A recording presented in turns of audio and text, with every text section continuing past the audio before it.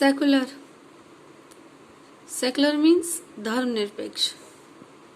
The subject of these texts were grammar, politics, poem, dramas, etc. Example: अर्थशास्त्र written by Chanakya, Panini's grammar, Sangam literature, plays written by Kalidas, and so on give us glimpse of the life of people during those times. Secular subjects में धर्मनिरपेक्ष शब्द में grammar, politics, poem, drama आदि आते हैं. जैसे कि अर्थशास्त्र जिसको चाणक्य ने लिखा है, पाणिनि जिसको ग्रामर जिसको पाणिनि ने लिखा है, संगम लिटरेचर, नाटक, ये सब ये कालिदास द्वारा लिखा गया है. आर्कियोलॉजिकल सोर्स, पुरातात्विक स्रोत. Archaeology is the study of the remains of the past. Archaeologists dig up the earth to search for the remains of the past buried under it. Their work helps us to reconstruct of the history of the period when humans did not know how to write. They study about the remains of buildings, poetry, weapons, tools, ornament, bones, grain, remain of the plants, etc.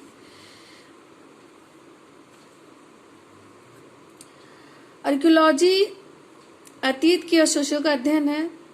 Archaeologist पृथ्वी के नीचे दफन अतीत के अवशेषों की खोज के लिए खुदाई करते थे. उनका काम हमें उस अवधि के इतिहास को फिर से संगठित करने में मदद करता था. जब मानव लिखना नहीं जानता था, तब ये इमारतों, बर्तनों, औजारों, हथियारों, आभूषणों, हड्डियों एवं पौधों आदि के प्राप्त स्रोतों या अवशेषों के माध्यम से इनके बारे में अध्ययन करता था. They are broadly divided into the following division. इनको विभिन्न भागों में बांटा गया,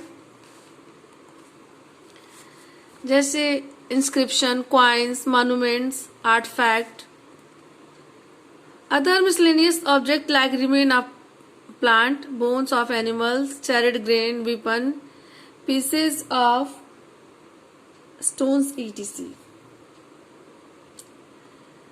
अन्य विविध वस्तुओं जैसे कि जानवरों के पौधों के दान किए अनाजों, औजारों, पत्थरों के टुकड़ों आदि के अवशेषों के माध्यम से जो आर्कियोलॉजिस्ट थे इसका अध्ययन किया करते थे.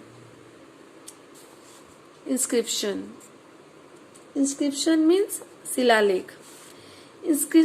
Inscription are records engraved mostly on rocks, stone pillars, walls, and on mill slabs. Inscriptions are most reliable evidence, and their study is called epigraphy. ज्यादातर रिकॉर्ड पत्थरों के खंभों, दीवालों और धातुओं पर मिले. इंस्क्रिप्शन सबसे विश्वसनीय सामग्रियों में से था और शिलालेख के अध्ययन को एपिग्राफी यानी कि पुरालेख कहा गया.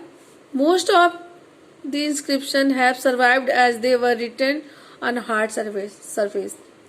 अधिकांश शिलालेख जो बच गए थे उनको कठोर सतह पर लिखा गया था, कठोर सतहों पर उकेरा गया था. A large number of inscription tells us about the order and victories of kings. Some of the inscription also tell us about the religious policies of kings.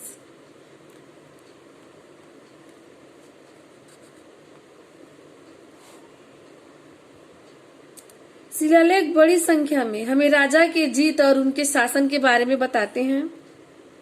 कुछ शिलालेख हमें धार्मिक नीतियों के भी बारे में बताते हैं, जैसे कि inscription of emperor Ashoka tells us about his धम, जैसे कि जो सम्राट अशोक हैं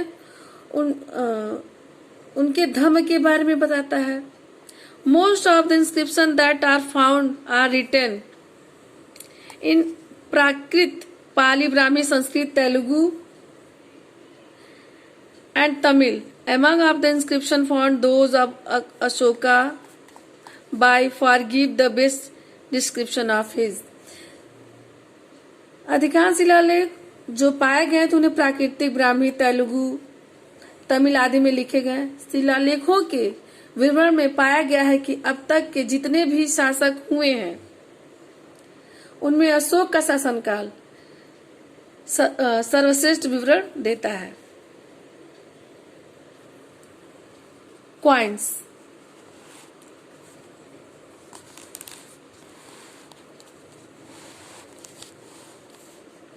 The study of coins is known as numismatics.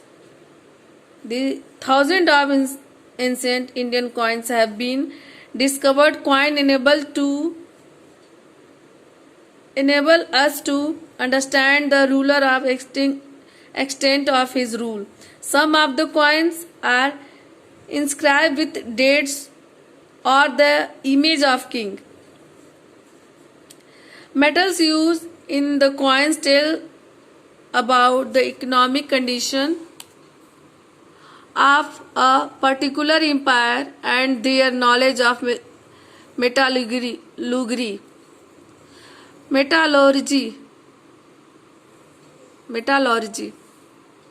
For example, in one of the gold coins, King Samudragupta is shown playing a veena, which show his interest in music.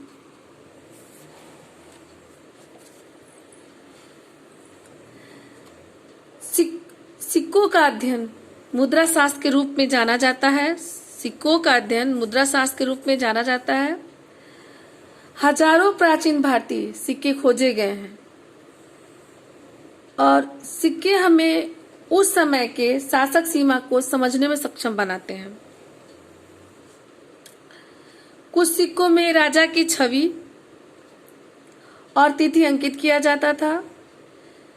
सिक्कों में प्रयुक्त धातु विज्ञान के बारे में बताया जाता था, जैसे कि